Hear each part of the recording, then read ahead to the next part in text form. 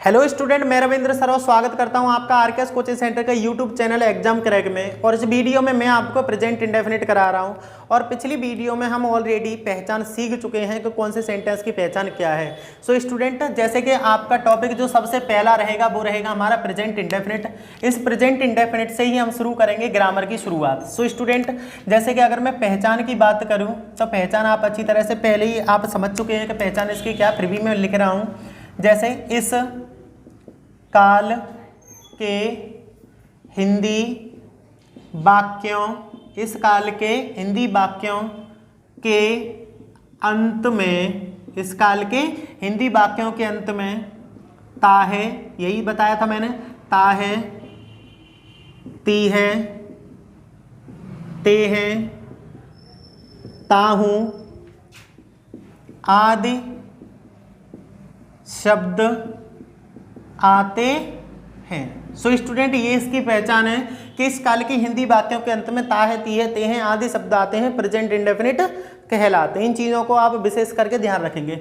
अब यहाँ से शुरुआत होगी इन चीज़ों की कि जब भी आप सेंटेंस प्रेजेंट इंडेफिनिट पढ़ रहे हों तो आपको ध्यान देना है सबसे पहले एक वचन कर्ता, एक वचन कर्ता, और नंबर 2 याद रखना है आपको बहुवचन करता।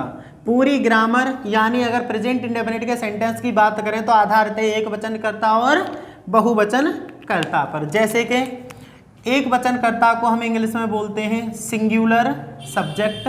क्या बोलेंगे हम? Singular subject. और बहुवचन करता जो होता है वो होता है हमारा प्लूरल सब्जेक्ट। कौन सा होगा?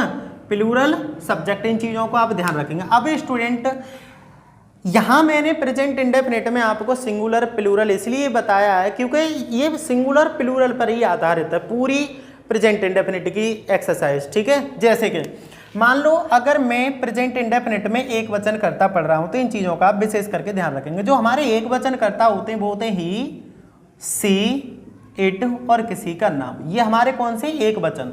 अगर हम बहुवचन की बात करें तो एक आई, यू, वी, दे, या इनसे अधिक हो जाए, कोई समूह का नाम बन जाए यानी कोई ग्रुप हो, उसे भी हम बहुवचन ही कहते हैं।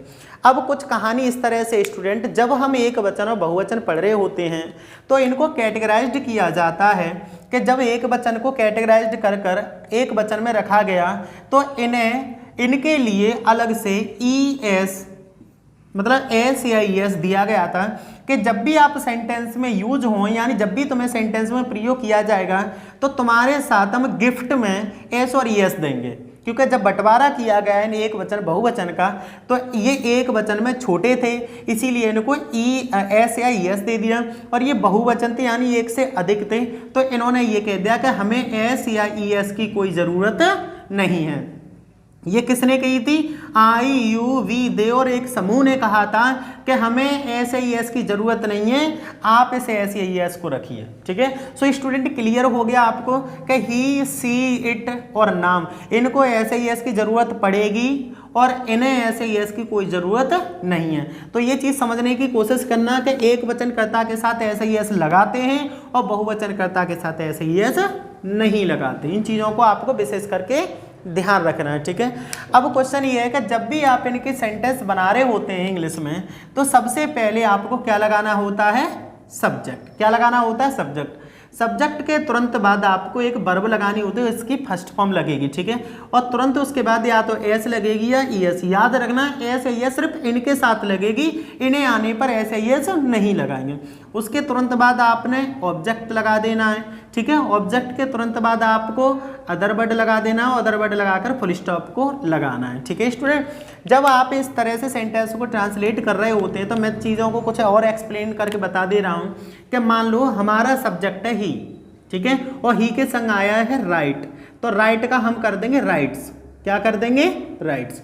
अगर उसी तरह से यहाँ पर इन बहुवचन में से कोई आ गया जैसे यू, और यू के संग लिखना हमें राइट, तो राइट का स्टूडेंट राइट ही रहेगा, क्योंकि एक वचन कर्ता आ रहा है, इसीलिए तो हमने इसमें ऐसे ही जोड़ा है। ये बहुवचन कर्ता, इसलिए इन्हें ऐसे ही की कोई ज़रूरत नहीं है, यानी बहुवचन कर्ता के साथ ऐसे ही आपको यूज़ नहीं करना है। इन चीज़ों को आप विशेष करके ध्यान रखेंगे।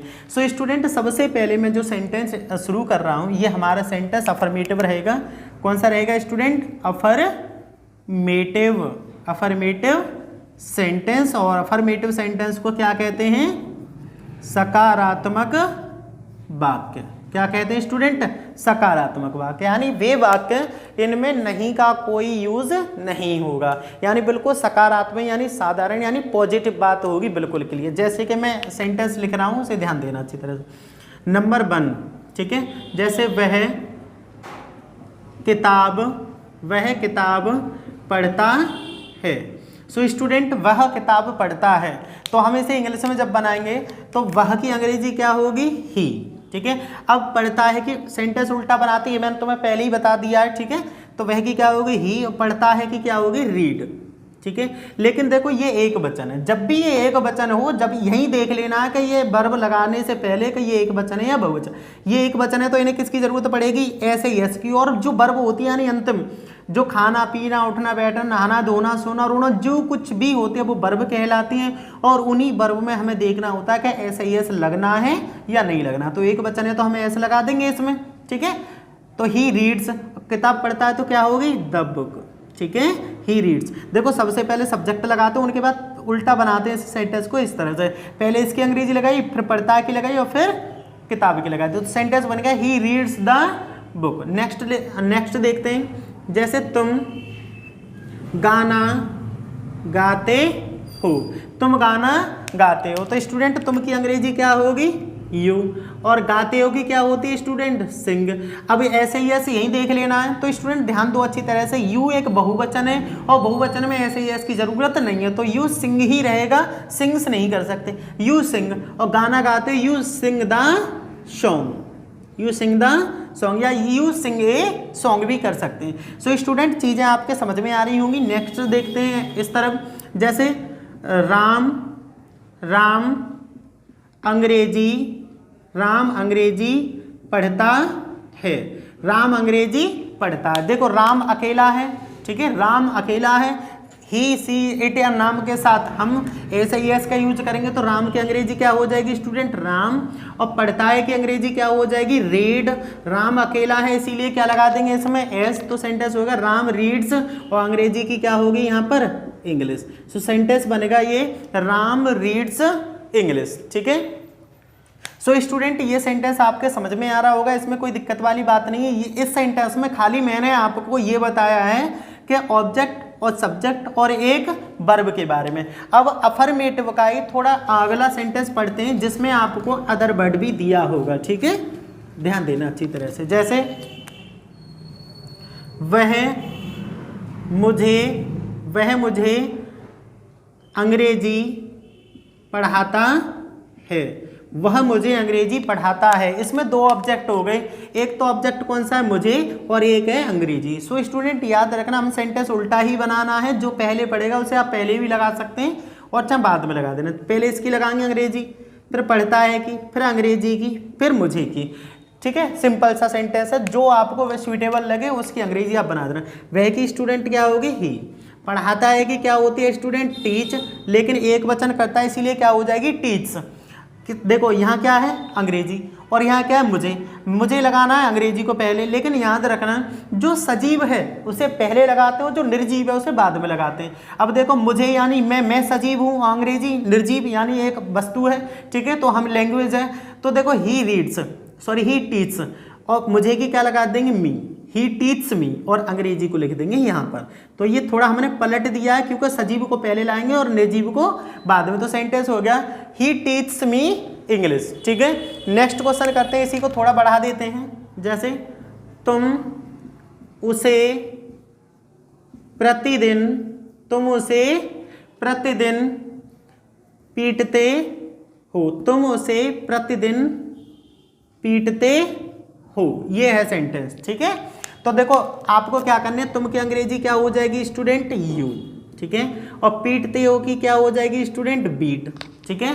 अब किसे पीटते हो? उसे। उसे की क्या हो जाएगी स्टूडेंट? हिम, क्योंकि ये अदर वर्ड है। जब भी कोई समय दिया हो, आज, कल, परसों, जो कुछ भी दिया हो उसकी अंग्रेजी बाद में लगाते हैं। तो यू बीट हिम और प्रतिदिन की होती है एवरी डे, या डेली भी लगा सकते हैं। तो सेंटेंस हो गया you beat him every day. ठीक है स्टूडेंट। सो स्टूडेंट ये चीज़ें आपके समझ में आ रही होंगी। ये हमारा सब्जेक्ट, देखो हमने इसी के रूल के आधार पे बनाया था कि सब्जेक्ट लगा दिया, फिर वर्ब लगाई थी, फिर ऐसे ही ऐसे लगना था तो लगाया था, उसके बाद ऑब्जेक्ट और अदर वर्ड। अब जो हम पढ़ेंगे, अब पढ़ेंगे स्टूडेंट हम नेगेटिव। ठीक है, अच्छी तरह से समझेंगे। और देखो चीज़ों को साथ के साथ आप इन्हें नोट करते जाना, नोट करते जाओगे तो आपको चीज़ें समझने में आसानी होगी और अच्छी तरह से चीज़ों को तुम समझ सकते हो। ठीक है student. So next topic start करते हैं आपका इसी का, नेगेटिव। ठीक है, कौन सा रहेगा? नेगेटिव। जब स्टूडेंट आप नेगेटिव बना रहे होते हैं, ठीक है, तो आप याद रखना नेगेटिव बनाते समय इनके साथ, मैंने ऐसे ही ऐसे ऑलरेडी दे दिया था, तो दोनों के लिए जब बंटवारा किया गया था इसको भी डू दिया गया और इसको भी डू दिया गया था। ठीक है, जब दोनों को डू और डू दे दिया गया तो इन्होंने ये कहा था कि एक बात बताओ, तुम हमसे ताकतवर हो, ज़्यादा हो, तो तुमने तो डू रख लिया और हमें भी डू दे दिया, तो हमें कुछ ऐसा चेंज करके दो कि हम पे तुमसे कुछ थोड़ा डिफरेंट हो। तो इन्होंने इनसे कहा था कि ऐसा करो, तुम्हें जो हमने ऐसे यस दी थी ना उसे जोड़ लो इसमें। तो इन्होंने डू का क्या कर लिया? डज, और ये डू का क्या हो गया? Do. So student very simple है, चीज़ों को समझना है। इन्होंने उसी ऐसे ही को डू के साथ जोड़ लिया, लेकिन इनके पास था ही नहीं कुछ, तो डू का डू रहा। तो याद रखना ही, सी, इट और नाम के साथ डज नॉट लगानी है और आई, यू, वी दे के साथ डू नॉट लगानी है। चीज़ें क्लियर हो गई, अब कुछ भी करना नहीं है। याद रखना इसके भी साथ और इसके भी साथ सिर्फ वर्ब की फर्स्ट फॉर्म आएगी। अब ऐसा ही का यूज आप नहीं करेंगे क्योंकि ऐसा ही इसी में लग गया है। ठीक है, सो जो रूल रहेगा, सबसे पहले स्टूडेंट रूल में आप सबसे पहले क्या लगाएंगे? सब्जेक्ट प्लस सब्जेक्ट के तुरंत बाद आपको लगानी है डू या डज। ठीक है, ये बहुवचन के साथ डू और एक वचन के साथ डज, और तुरंत क्या लगा देना है? नोट, और प्लस वर्ब की फर्स्ट फॉर्म ऐसे नहीं जोड़ना, वो इसके साथ जुड़ गया। उसके तुरंत बाद क्या लगा देना? ऑब्जेक्ट। उसके तुरंत बाद क्या लगा देना? Other word. अदर वर्ड के बाद फुल स्टॉप। ठीक है, ये रूल रहेगा। जैसे एक एग्जांपल देखते हैं, जैसे मैं उसे हिंदी नहीं पढ़ाता हूँ। मैं उसे हिंदी नहीं पढ़ाता हूँ। तो स्टूडेंट मैं की क्या हो गई? आई, सब्जेक्ट रहा, या तो डू नॉट या डज नॉट। तो मैं के संग देखो स्टूडेंट क्या लगेगा? Do not, I do not. ठीक है, देखो डू में से डू डज में से डू लगा दिया, नॉट का नॉट लगा दिया। क्या कह रहा है वो? वर्ब लगा। वर्ब क्या? पढ़ाना। तो पढ़ाने की स्टूडेंट क्या होती है? टीच। ठीक है, अब क्या कह रहा है? ऑब्जेक्ट। अब बताओ, देखो दो ऑब्जेक्ट, एक तो हिंदी और एक उसे। तो मैंने बताया था जो सजीवों से पहले लेंगे निर्जीव को बाद में लेंगे, तो हिंदी को बाद में लेंगे और उसे पहले लेंगे। तो आई डू नॉट टीच, उसे की क्या होती है? हिम, या चाहें तो आप हर भी लगा सकते हैं। क्या लगा सकते हैं? हर। और हिंदी की क्या हो जाएगी स्टूडेंट? हिंदी। तो सेंटेंस हो गया आपका I do not teach him Hindi. I do not teach him Hindi. Next देखते हैं, जैसे वह मेरी सहायता नहीं करता है।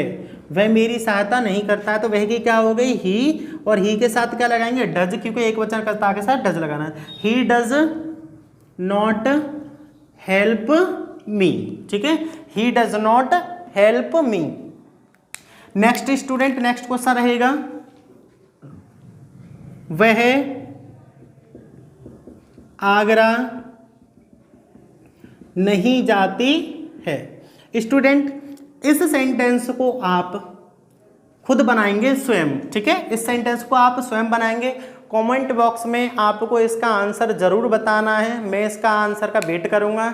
और स्टूडेंट नेक्स्ट वीडियो में मैं आपको इसी प्रेजेंट इंडेफिनिट के इंटेरोगेटिव फर्स्ट यानी क्या से शुरू होने वाले और इंटेरोगेटिव सेकंड जिनके बीच में क्यों, कब, कहाँ, कैसे आता है। सो स्टूडेंट इस सेंटेंस को आप जरूर बनाकर भेजेंगे, कमेंट बॉक्स में इसका आंसर देंगे।